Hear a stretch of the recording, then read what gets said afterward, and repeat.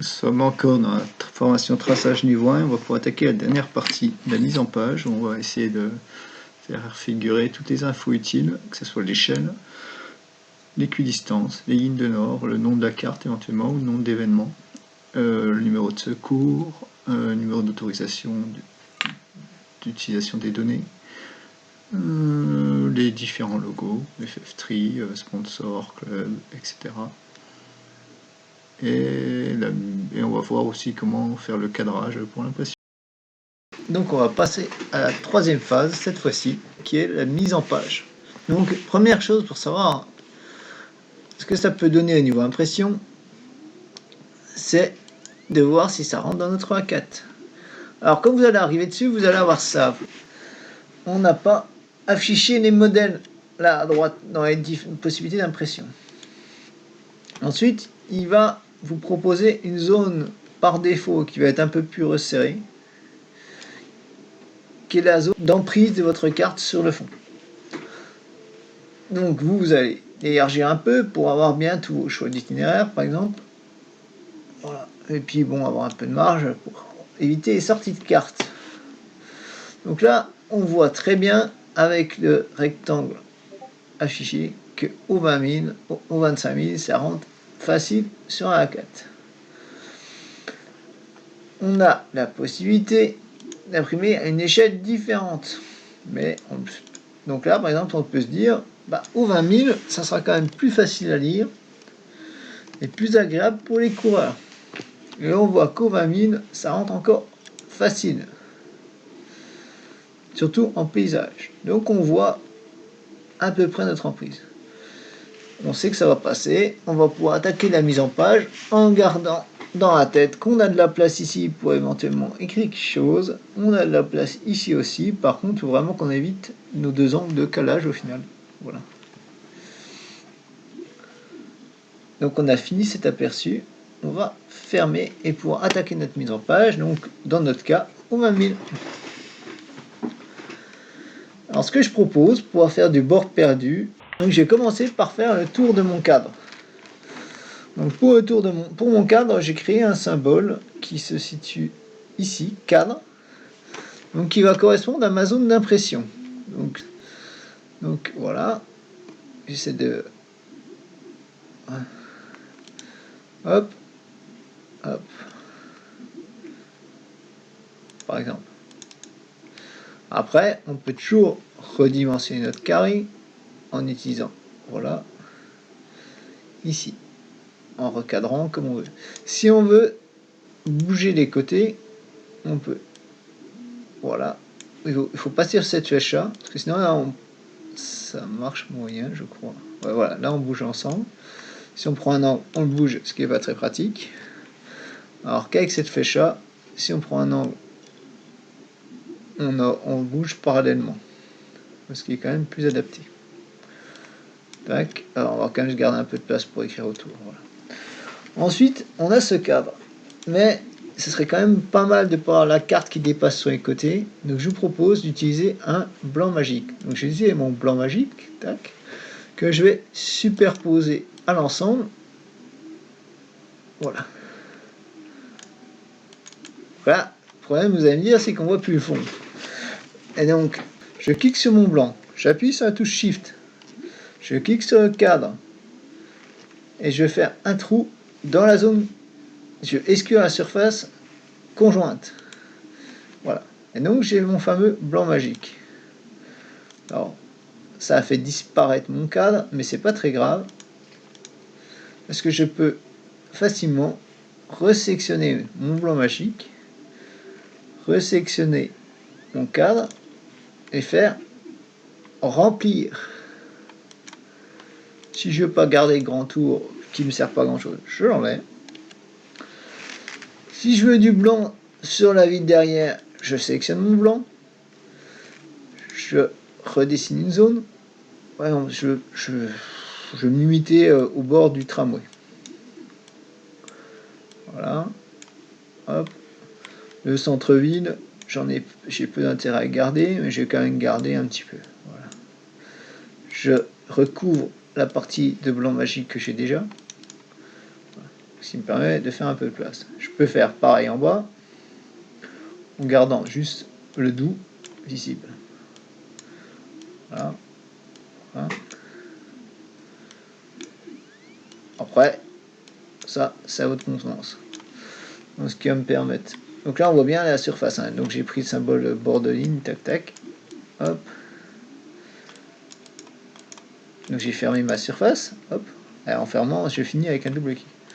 Donc là, pour faire plus propre, j'ai 3 zones. J'en clique une, Shift, 2, Shift. Enfin, je tiens toujours Shift appuyé. Le dernier blanc, tac, et je fusionne. Hop. Ce qui me permet d'avoir une seule zone. C'est toujours plus propre. Voilà. Hop, hop, hop. Donc ce blanc magique, si je veux pas qu'il m'embête à chaque fois que je clique dessus, je peux protéger. Ce qui fait que je peux plus cliquer dessus et donc il m'embête plus. Voilà. Donc protéger, c'est empêcher que quand on clique dessus, il s'affiche. C'est-à-dire que comme ça, quand on clique, je peux faire aussi pareil avec le cadre pour pas que ça m'embête. Protéger. Hop. Donc là, c'est pas mal. Donc il est protégé. Ensuite, donc on a pas mal de choses. Hop. Alors, après, les symboles, vous pouvez modifier. Par exemple, si on veut que le surlignage des lettres soit plus important, on peut éditer symbole. Paramètres du texte, non, contour et ombre. Et par exemple, on trouve que le contour est un peu limité et qu'on ça ressort pas assez sur la carte, on peut le passer à 0,5 par exemple. Et on voit tout de suite ce que ça donne. Hop. Voilà. Donc vous avez des possibilités de modification, ce qui permet que ça rende plus lisible par exemple. Hop. Ah d'ailleurs, on a oublié un trait de tout à l'heure. Donc on peut toujours le rajouter, ça y a pas de souci. Donc par défaut, il m'a sélectionné le symbole de dessin. Hop. Et hop. Double clic. Donc on va pouvoir titrer notre carte. Hop. On peut justifier le texte où on veut. Et là, on peut appeler Red Demo. Bon, à la base, c'était fait pour être utilisé au 25 000. Donc c'est vrai que c'est un peu gros. Donc je peux éventuellement retourner changer voilà.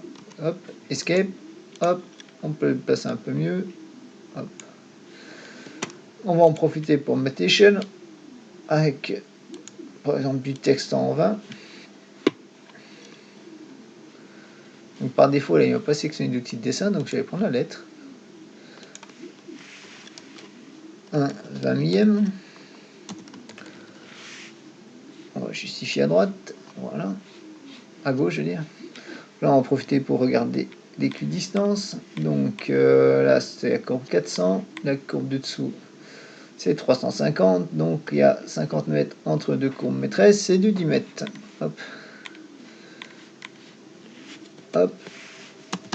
Équidistance. 10 mètres. Hop. Escape.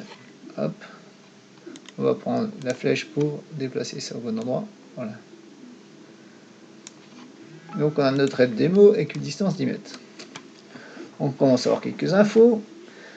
Et là maintenant, éventuellement, on peut faire les définitions de poste. Alors on peut les faire en version IOF, en utilisant tous ces symboles, toutes ces cases. Donc là, on peut faire une première case titre, course nature. On peut après faire les définitions de chaque poste. Donc hop, on crée nos cases. Hop, hop. On a combien de postes déjà? 7. 1, 2, 3, 4, 5, 6, 7.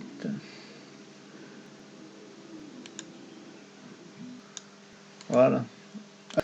Donc cette date case, on n'a pas besoin.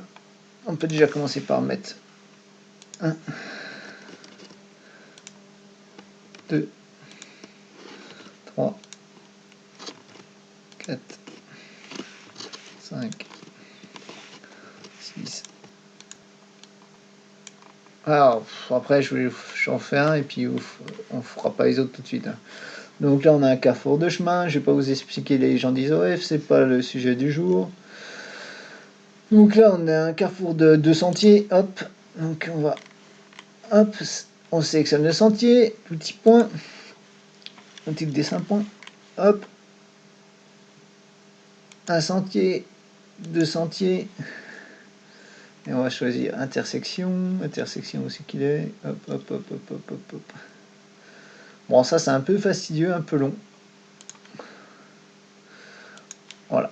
Après, rien ne vous empêche de faire 100% en texte, en prenant par exemple ça, et en tapant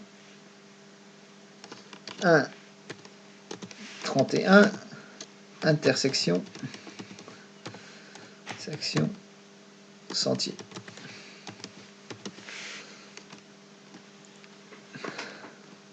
Voilà. Là, vous pouvez justifier à droite parce que ça fera mieux quand vous aurez fait par exemple 2 intersections sentier, 2, 32 intersections sentier. Tac, tac, tac, tac, tac, tac. Donc voilà.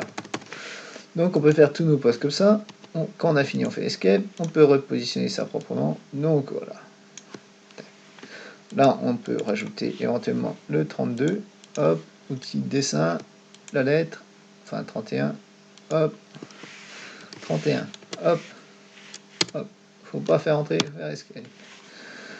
Voilà, bon, etc. On a le choix. On peut aussi rajouter les lignes de nord.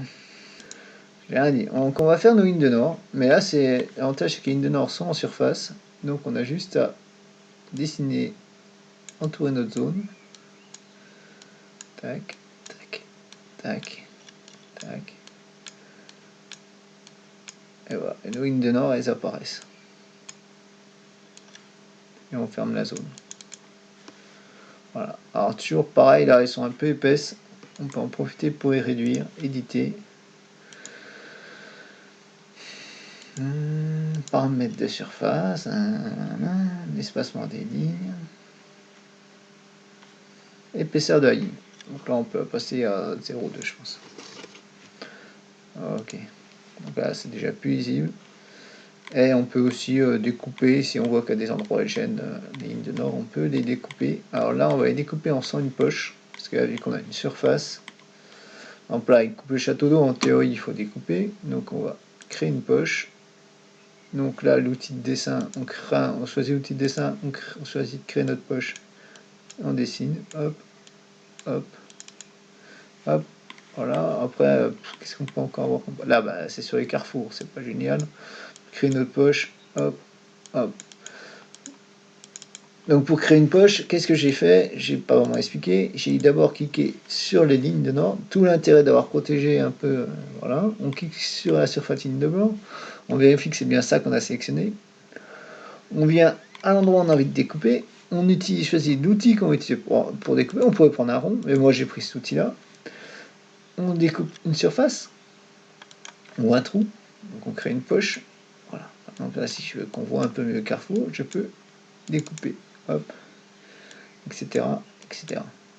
Donc ça c'est fignolé, mais des fois c'est vrai que ça peut être un peu problématique. Donc on a nos lignes de nord, on a notre échelle, on a notre équidistance. Tac tac, on a notre définition de poste. Éventuellement, on peut rajouter un numéro de secours, donc avec la petite taille, on peut dire 0 numéro de secours.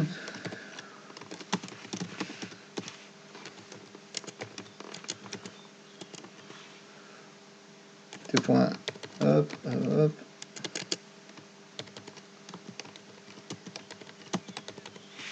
Hop. On peut rajouter aussi éventuellement le copyright pour la carte. Avec pareil, hein, avec nos outils, avec nos symboles de dessin. Donc là, pour sortir, faire escape. Peut-être numéro d'autorisation. Là, on peut dire, donc on va encore justifier à gauche. D'autorisation.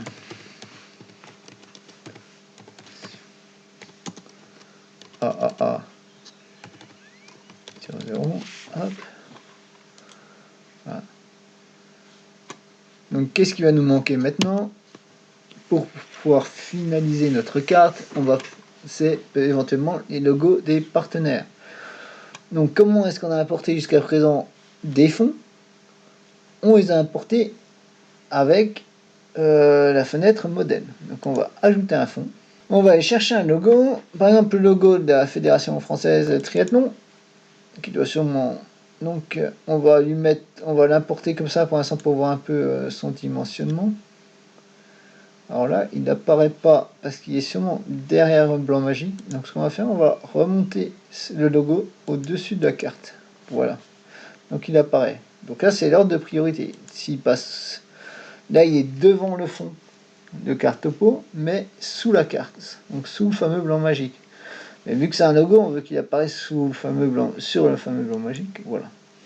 Là, on voit qu'il est un peu gros. Alors, on a deux solutions. Soit on le ferme, on le réimporte et on adapte les DPI. Donc là, on met 600, voire 750. Hop. Là, il va apparaître plus petit. Il va falloir de nouveau le remonter. Là, il y a une dimension pas mal. Et là, on va pouvoir le caler, donc le déplacer avec l'outil ajuster. On va choisir un point, un seul. On va le mettre ici, hop. Et on va appliquer, tout effacer. Voilà. Après, on a une autre solution pour redimensionner le logo.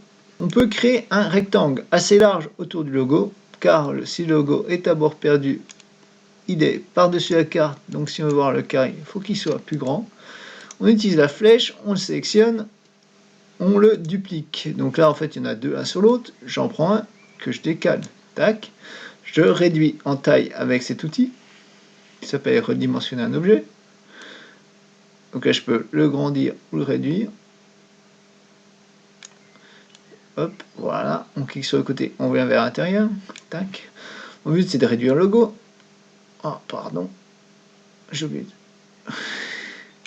Mon but, c'est de réduire le logo. Là, on reprend la flèche, on reprend notre carré. Et par exemple, oui, je vais réduire au même endroit. Non, je vais réduire et le mettre ici.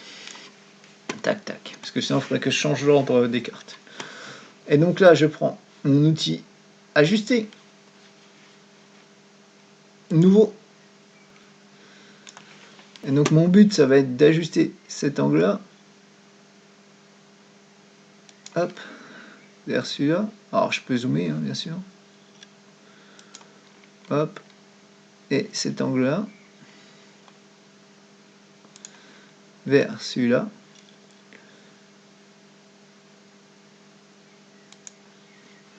Et là, si je fais appliquer et tout effacer, j'ai déplacé mon logo et je vais redimensionner proportionnellement, ce qui me fait un logo petit.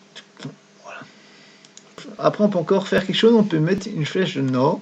Donc, on peut aller chercher une flèche de nord sur Internet en tapant tout bêtement dans le moteur de recherche flèche de nord. En cherchant dans les images et en choisissant une qui nous plaît. Celle-là, par exemple. Hop. Non, celle-là, bon, on voit, il y a un fond tramé, c'est pas génial. J'aime bien celle-là. Enregistrer sous. Donc, on a notre flèche de nord. On peut retourner sur Open Orienting Mapper. Ajouter un fond. Donc là, si on est là, il va l'ajouter au-dessus du logo, donc ça nous permet de ne pas avoir à le rebouger après.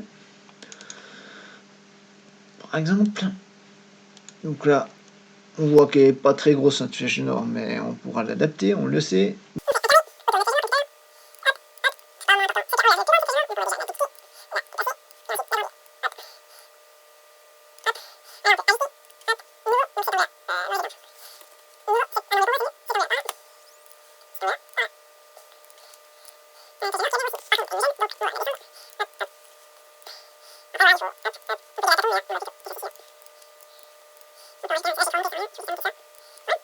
Et on a notre flèche nord, notre légende, notre numéro de secours. On a notre numéro d'autorisation. Là, on peut déprotéger le blanc magique, déprotéger le cadre.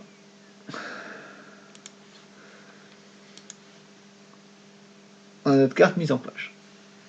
Je reprends parce que j'ai oublié de vous dire d'aller jusqu'au bout pour l'impression après cette mise en page. Donc le fond est pas tout à fait le même, la carte c'est pas très grave. En fait, quand vous allez vouloir imprimer, j'ai oublié de vous dire qu'il va falloir cocher quelque chose pour pouvoir imprimer. Donc il faut bien sûr afficher le modèle comme on avait dit, l'échelle différente si on a envie, on est toujours là, hop. Donc on va mine. Donc là, il n'y a pas de souci, on va le mettre en paysage pour que ça rentre. Voilà. Le problème là, si on reste comme ça en vectoriel et qu'on fait un aperçu, on n'aura pas nos logos qui vont passer derrière le fameux blanc magique. Donc il est important de cliquer image binaire ici, en plus de ce que je vous ai dit jusqu'à présent.